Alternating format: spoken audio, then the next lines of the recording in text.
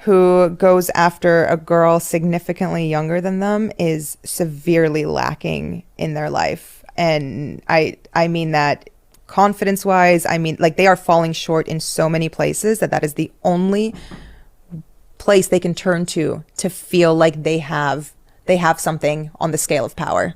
And ultimately, it's predatory. There's just no way to because you're manipulating someone who is not aware of what they're giving you. Yeah. And it's unfair.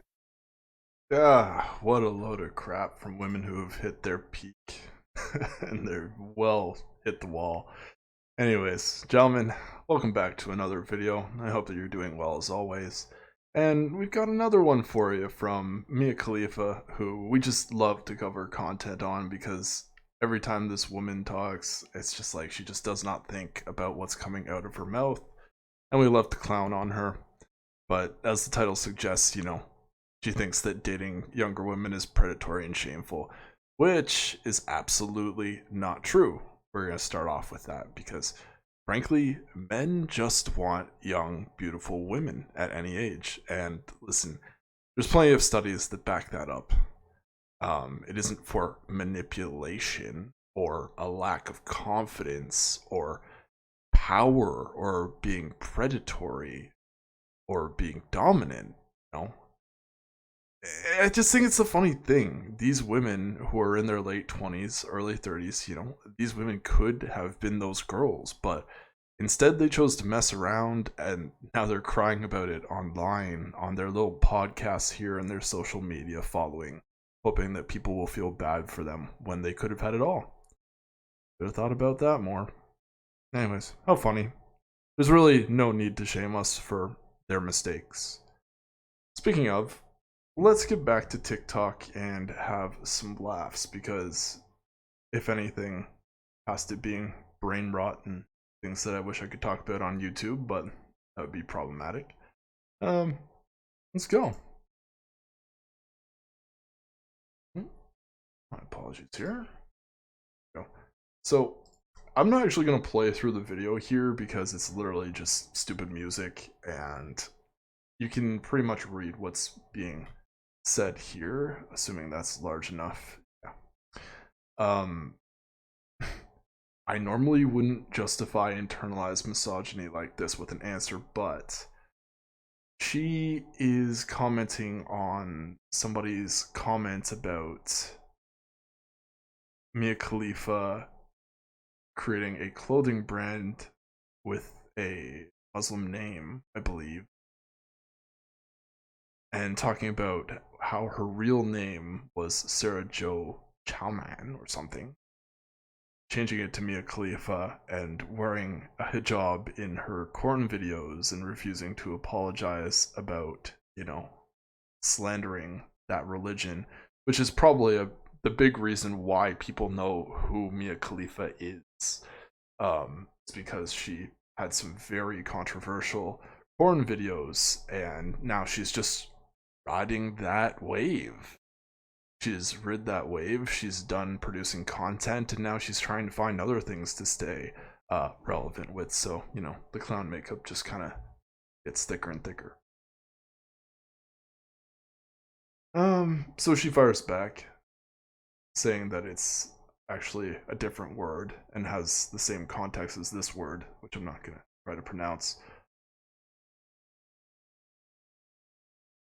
She is trying to avoid responsibility by going after the company that's responsible for telling her to perform these acts and that still produces hijab content instead of her when she was the one doing it. She could have frankly just not participated in it, but she chose to, and that's going to scar her for the rest of her life. And just the plausible deniability here, saying it's not her corn. She didn't write, produce, or condone it. And in fact, she's always denounced the predatory industry, the corn industry. And of course, she's blaming this man for coming down on her for being a woman and thinking it's lazy. That they could do better. They could come up with something else, but no, it's right there.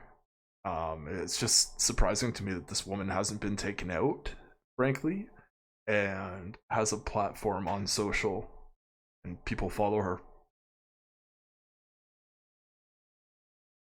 Just, I'm trying to think of all of these mental gymnastics that she does and how she's just like not seeing how any of this is her fault. Like, she's the person wearing it, so of course people are going to come after her for that, and that's how things are just going to be for the rest of her life. Can't go back.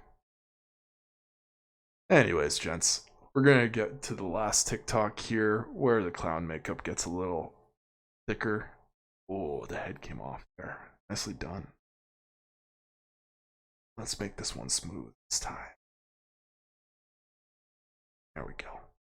It affects relationships. Porn addiction is very prevalent in America, and I'm sure here too. The things that men see in videos, they expect from the women in their lives, and that's just not reality. No one is going to be that perfect. No one is going to do those acts on a Wednesday night with the person they love. But then I realized, like, I was never doing this because I enjoy this. I was never doing this because I need or want the money, because the money is shit. It's fucking terrible. So what was it that? Yeah, okay. Of course. Not on my channel. No. So what did push you into it? It was the fact that I was getting attention and the validation I was getting, and people on set telling me, "Oh my God, you're so beautiful," and the attention from these good-looking men who I never in a million years thought would give me the time of day. So I was caught up in. Oh my God, you're hearing it from her first. She literally entered the porn industry because of the validation that she would get from other people. Oh, come on, don't. Come on, man. You really expect us to think this is what the case is? No way. No way. The whirlwind of that, completely forgetting about what I was doing for myself and my future. So do you feel like for you that it never once crossed her mind that this would be something that would stain the rest of her life? Come on. It was more of these outside forces and it wasn't empowering in any way? Or do you feel like maybe in the moment you felt empowered, but I think it was a false sense of empowerment. Okay. Because now that I know what true empowerment from within feels like, it doesn't come from things like that. It comes from succeeding and reaching a goal that I set for myself, and making my fiance smile, or like things like that are what empower me now. And that's long-lasting empowerment. That's the empowerment that gives you true confidence. And I just want to clarify, this is an older interview that she had, but she's divorced now. She ended things. Why am I not surprised? You've had 2 chances to be married, but you chose to end them. So sad. Not what I was doing before. Right. What I was doing before was, I think, a cry for help. Like, I should have done therapy, not porn. Of course. Oh, holy hell. You heard it here first, folks. She should have gone to therapy instead of doing corn. Only you had that forethought before you decided to do this, but unfortunately, it's a little too late. A little too late. Oh, wow. Either way, let's wrap up this video, and my closing thoughts are that Mia Khalifa is just one of many women who could have had a very good life if they had instead went down a simple path, but decided to ruin her life for validation of good-looking men, as she had just said, which seems like a lot of cope to me. The clown makeup just gets even more thick. Yikes.